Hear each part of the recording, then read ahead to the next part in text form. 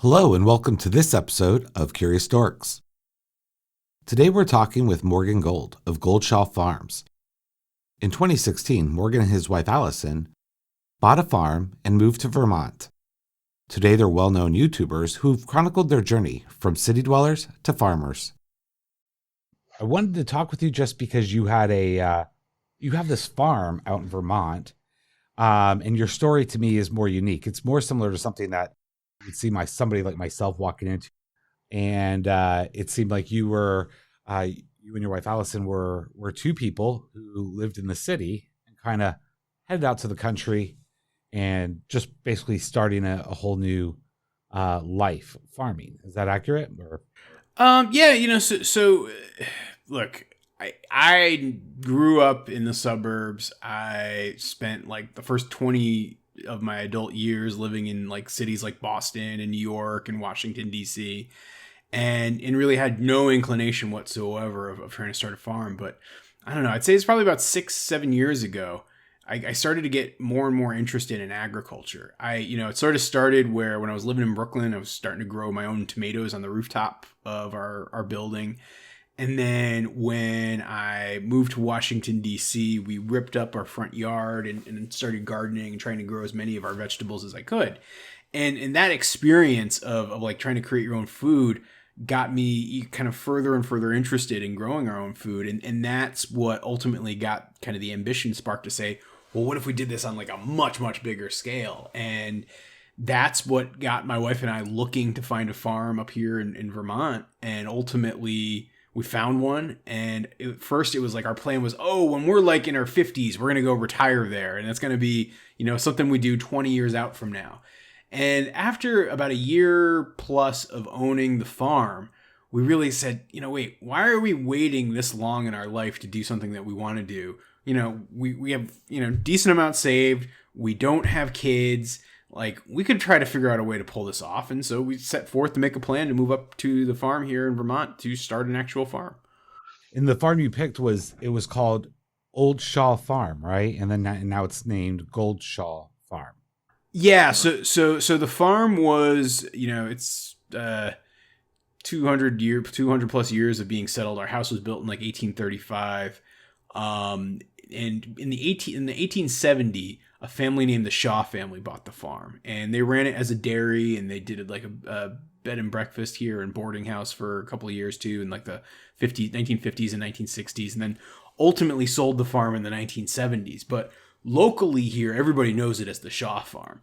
And so in the 2000s, a couple actually was running a market garden business and doing like a vegetable CSA out of this place, and they called it Old Shaw Farm. And so when we bought the place in 2016, we were trying to say, well, what were we going to call it? And we were like, well, since everybody already calls it the Shaw Farm, why don't we just drop a G in front of it and call it Goldshaw Farm, because, our last name's Gold, and it seemed to like make a lot of sense. And so that's how we became Goldshaw Farm. Right. Now, the first animals you got were ducks. Is that right?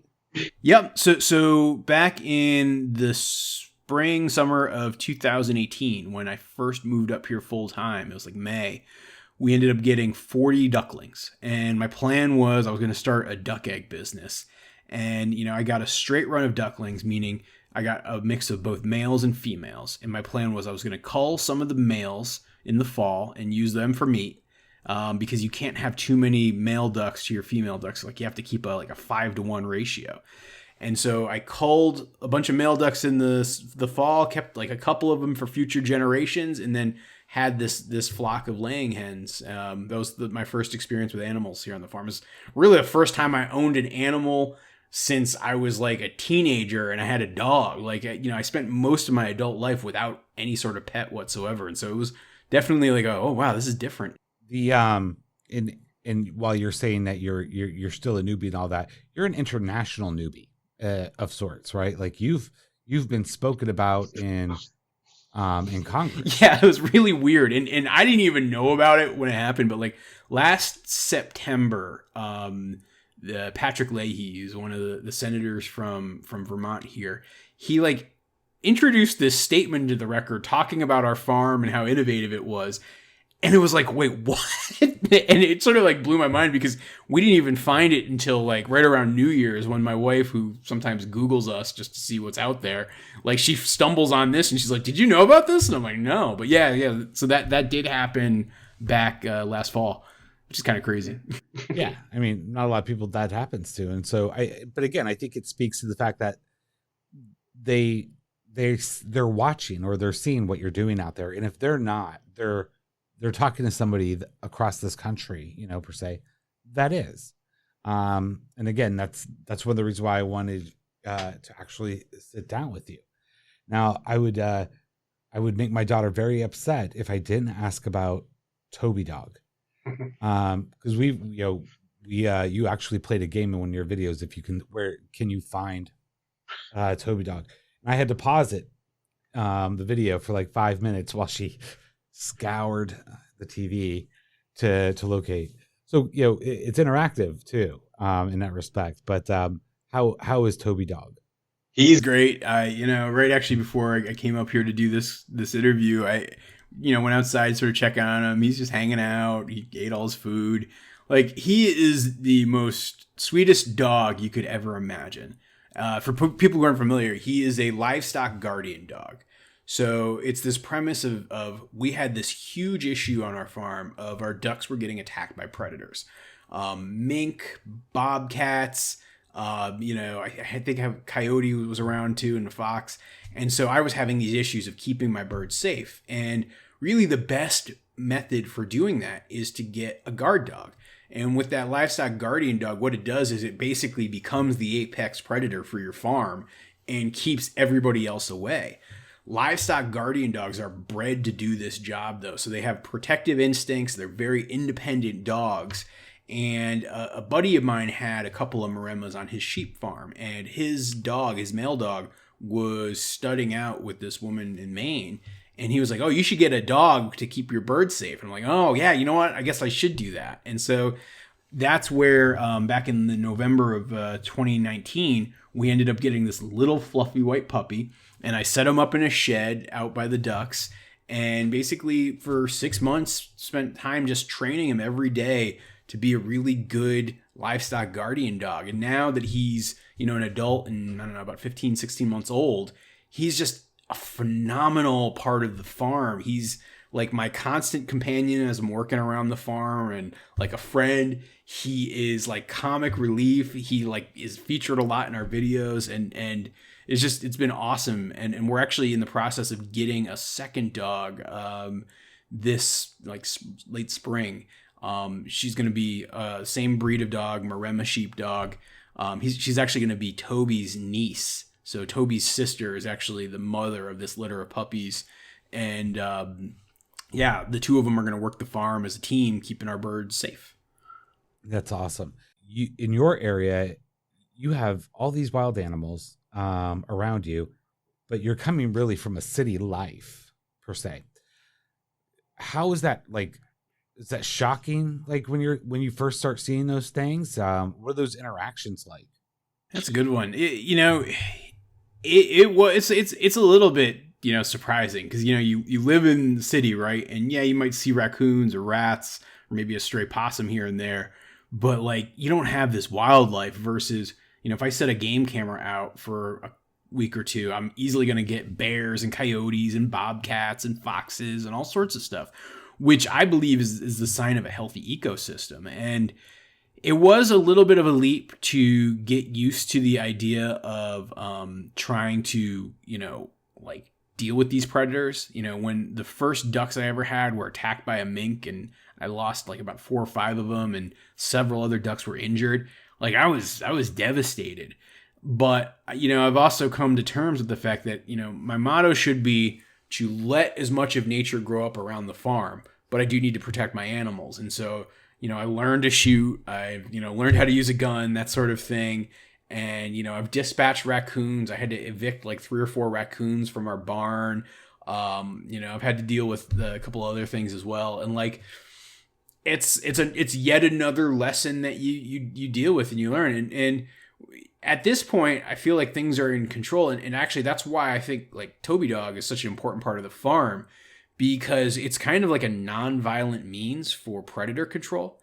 If I was out having to be out there like setting up shop and picking off coyotes and keeping everything at bay on a regular basis, that would not feel good to me, because I would feel like I'm living almost in conflict with nature, versus the model I have now where, I've got fences, I've got electric wire, I've got, secure coops, and I've got this dog. So I feel like I've got general parameters that create space to keep my animals safe.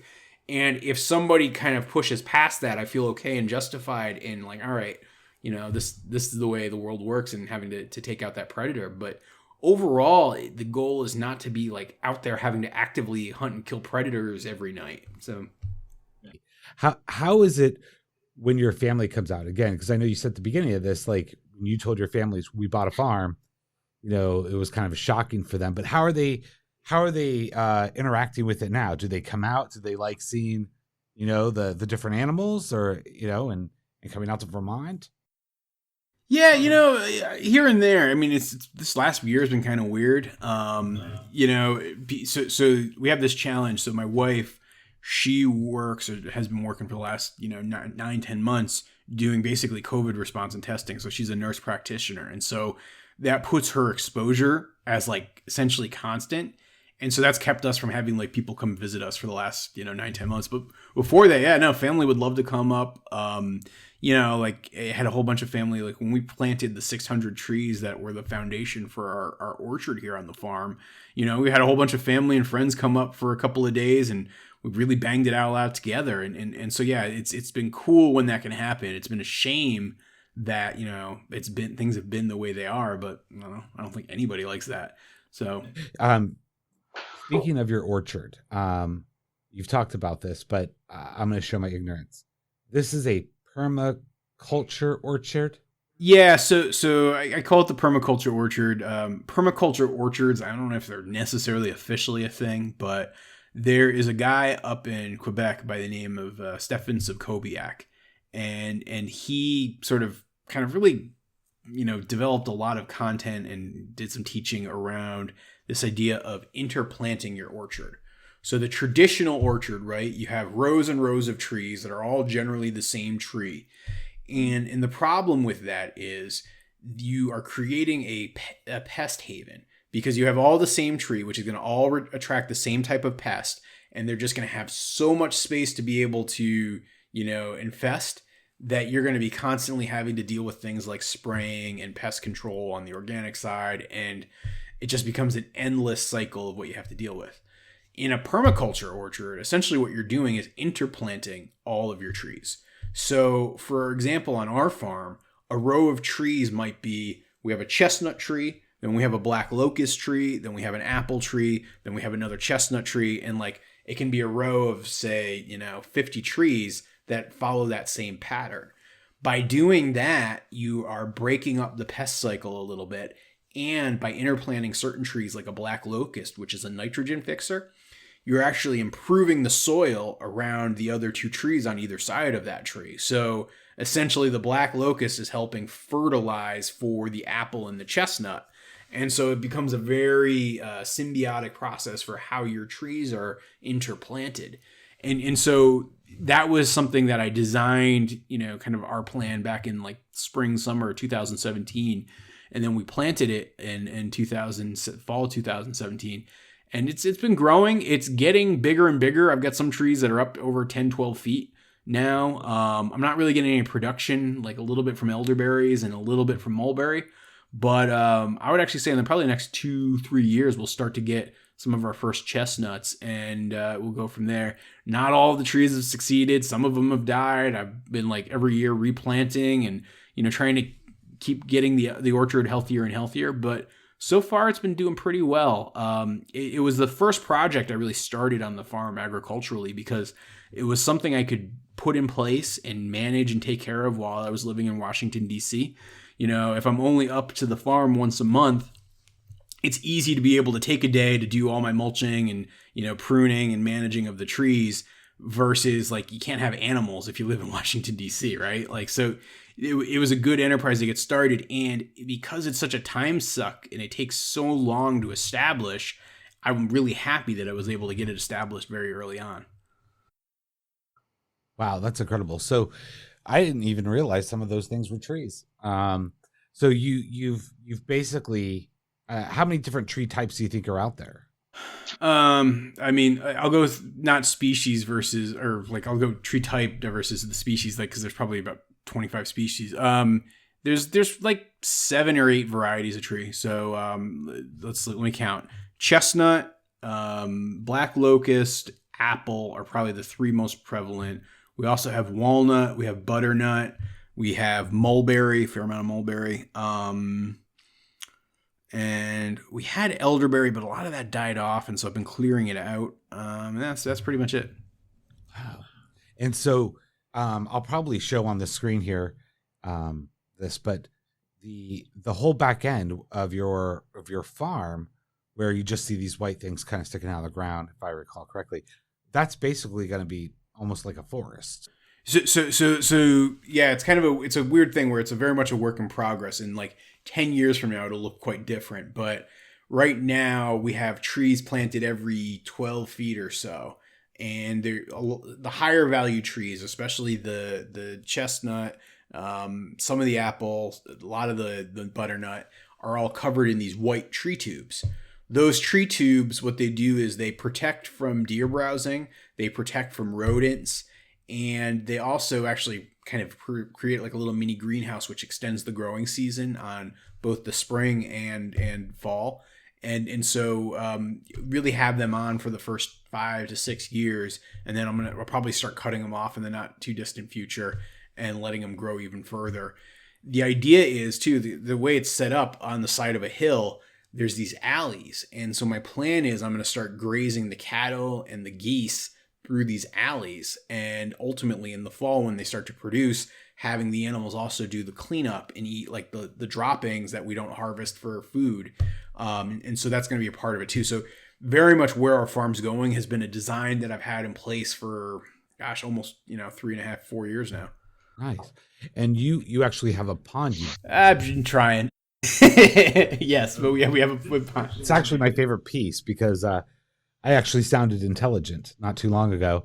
One of our friends was thinking about doing it. I'm like, well, if you do it, you're going to have to, dig it out, but you're probably going to need this.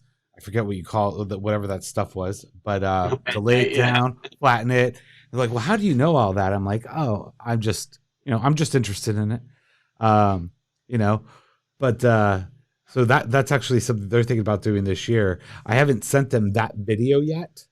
But after they hear this, they'll probably realize that's where. There's no way I knew that. I know they think that.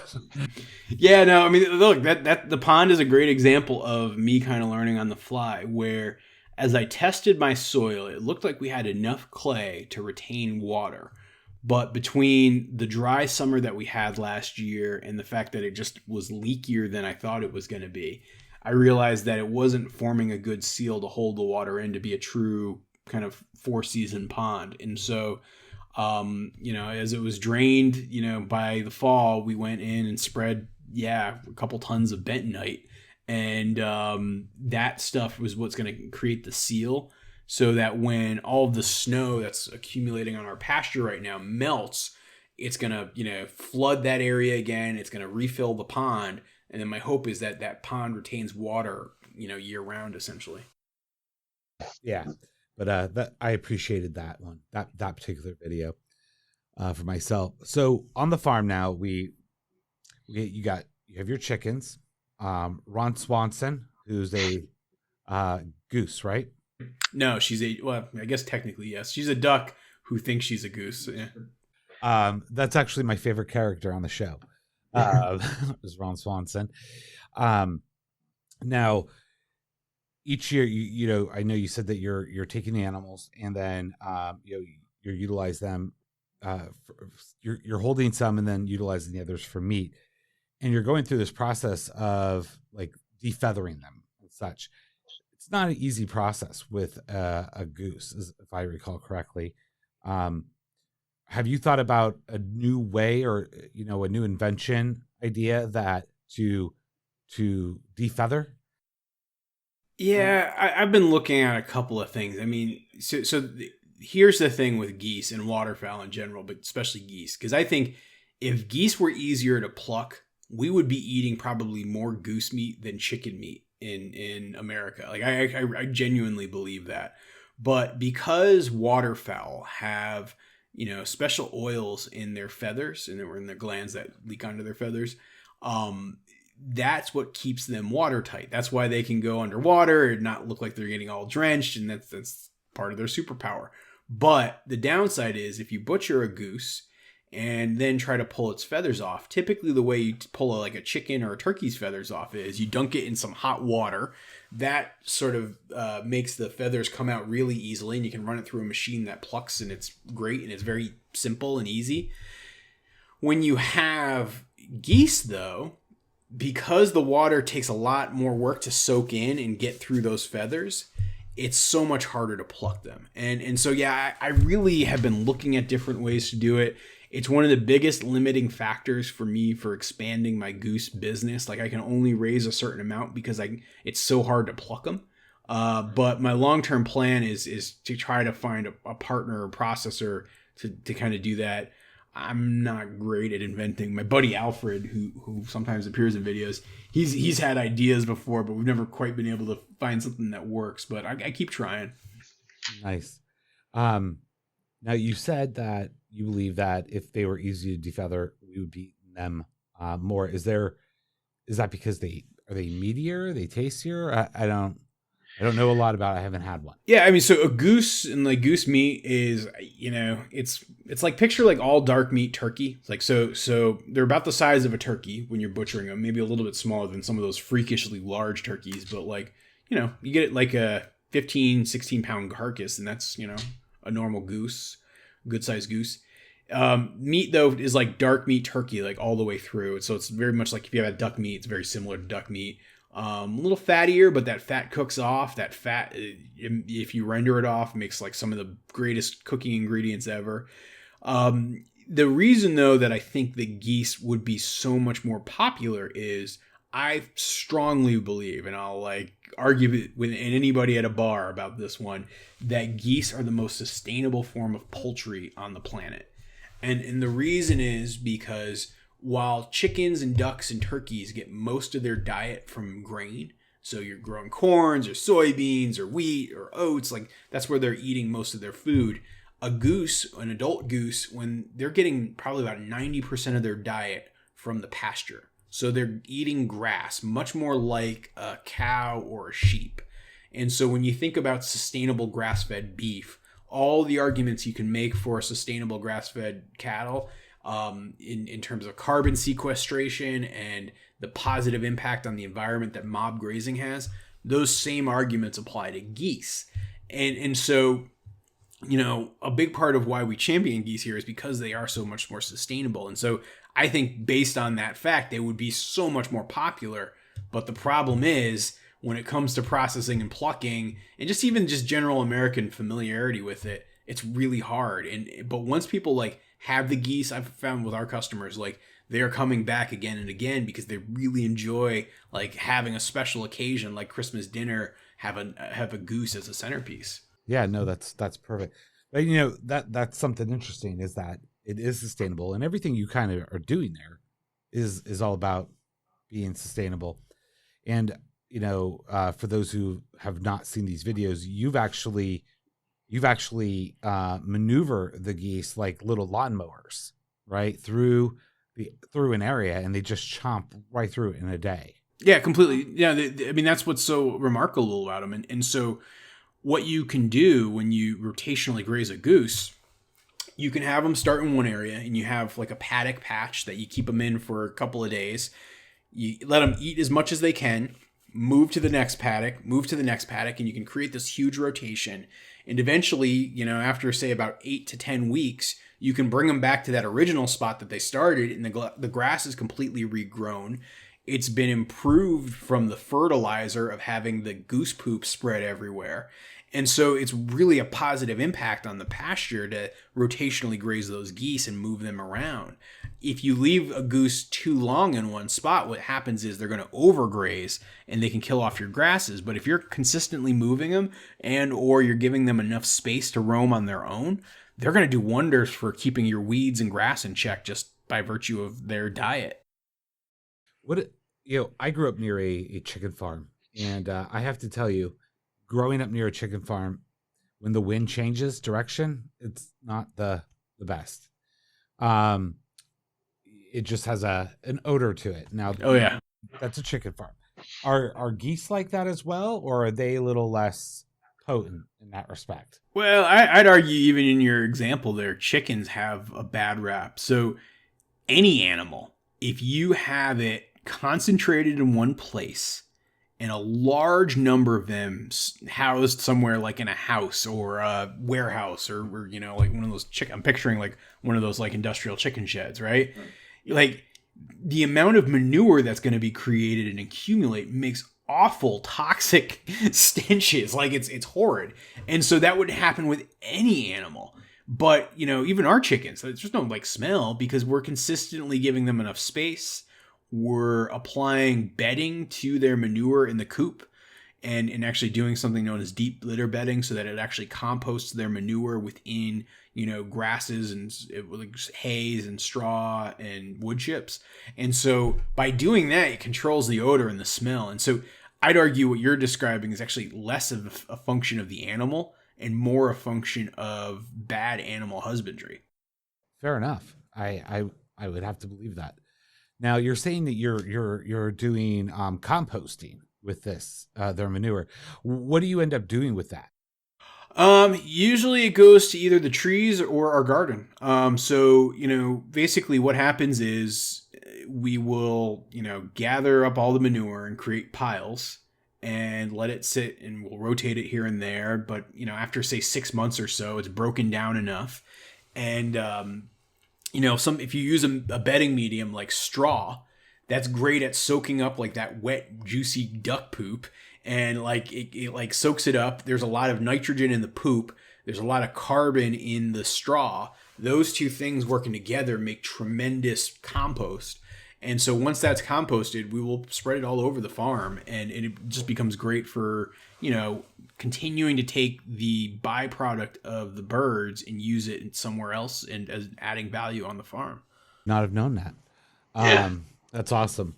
I know that you have a lot of things going on, so I don't want to take up any more of your time. And I really appreciate this, you coming on. And I already know by virtue of my built-in audience from my other podcast that I did not ask all the right questions tonight. So hopefully we'll be able to talk again. But if people wanted to contact you, order from you, how would they do that? Yeah, sure. So best way to just go on our website, goldshawfarm.com. And then if you're just curious about what's happening with the farm, it's just look for Goldshaw Farm on particularly YouTube, TikTok, Instagram, and Facebook. You know you're on TikTok. You know what? TikTok's like in the last 3 or 4 months, it's become like one of the biggest things that we're doing here. Like we've got like 230,000 followers who follow our farm's TikToks right now. They've just sort of taken off, and they're really just simple little stories of me around the farm with the animals that I usually shoot while I'm doing chores on the days that I'm not shooting YouTube videos. And I like making them. They're fun. But yeah.